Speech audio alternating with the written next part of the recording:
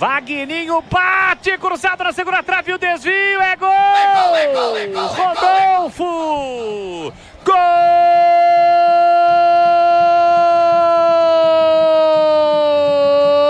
do Novo Horizontino!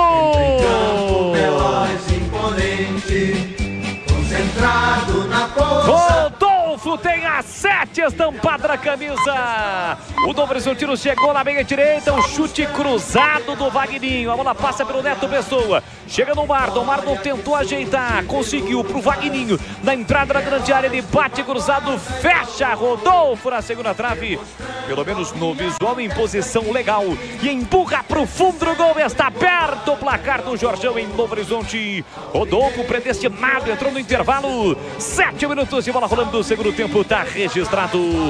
Novo Horizontino 1, Guarani 0 e o detalhe do gol, Vladimir Catarino. Uma bola que parecia perdida, mas não estava, porque o Rômulo conseguiu tocar para o Vagninho, que chutou cruzado. O Léo Santos parecia dar condições ali para o Rodolfo, que se jogou na bola de carrinho, mandou para o fundo das redes, entrou há pouco o Rodolfo. É o primeiro gol do jogo, tá na frente o Novo Horizontino 1 a 0.